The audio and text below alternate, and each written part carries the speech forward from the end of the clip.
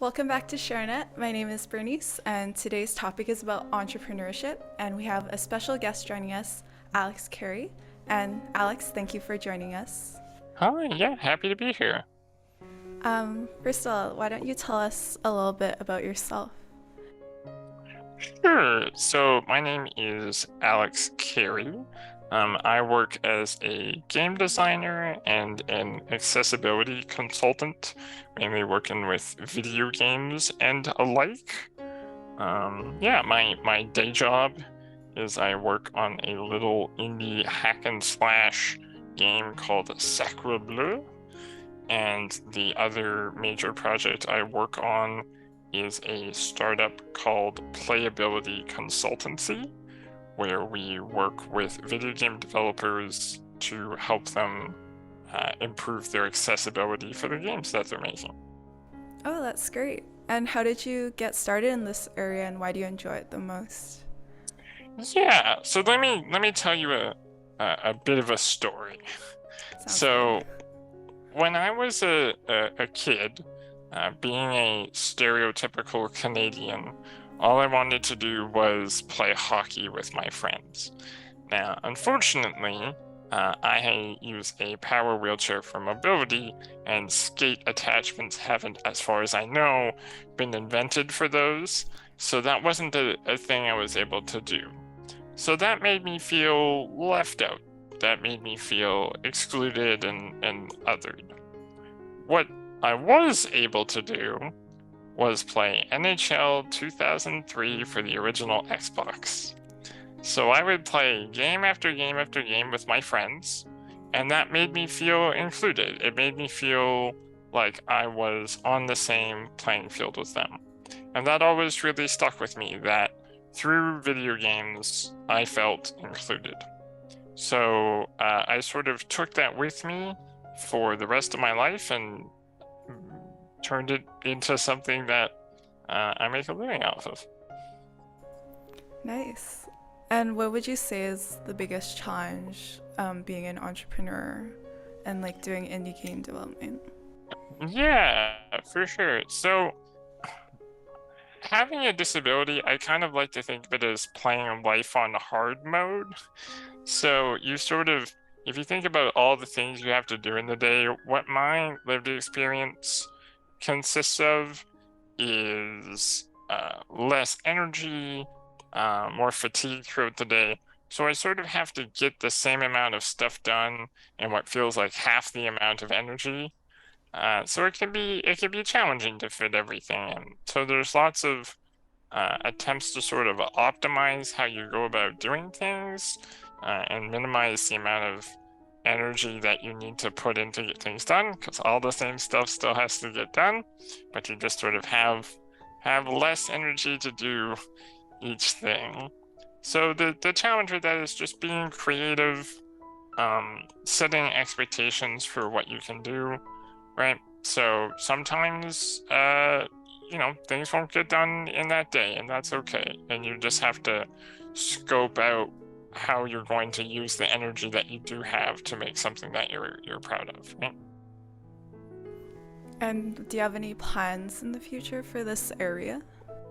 Yeah, so I sort of continue on my game dev quest for Sacre Bleu, which is really an enjoyable thing for me. It's a cool creative outlet. So what we're making is a little hack and slash platformer where you play as a little French musketeer, and it's full of sort of whimsy and fun. So I get a really awesome creative outlet from that.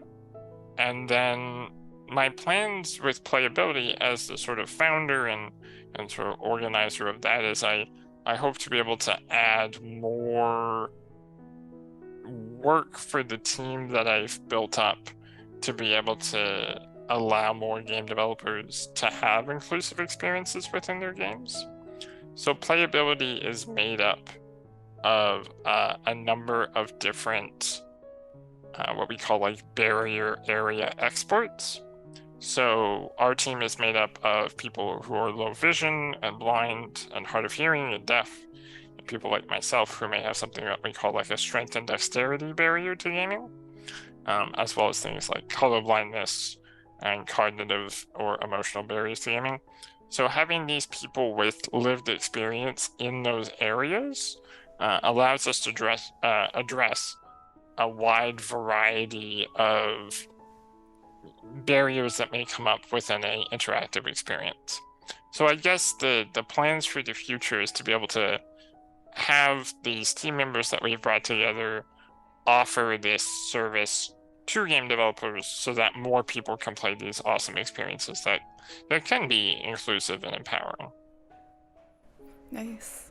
And do you have any advice for people who want to go into game developing, or how would someone get started?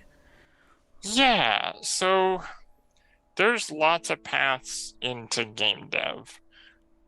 There's no really set way to do it. What I've found is a really good step if you're just starting out and you don't quite know how to start navigating that space is to go do what they call game jams, where you take a couple days with a team of people or even on your own, and you're given a strict time frame to finish a game.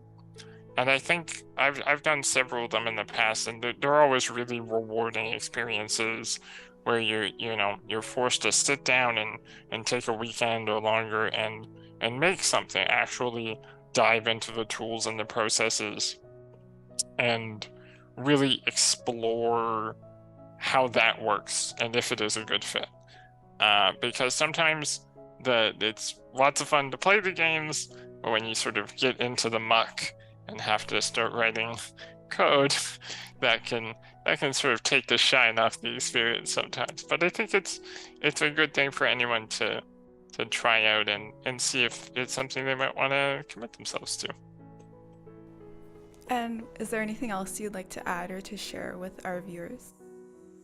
I think what I would want to share is just to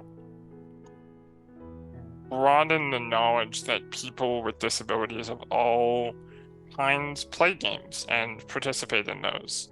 And I think AAA and indie developers have been putting in some really good work to be able to make those experiences available for everyone.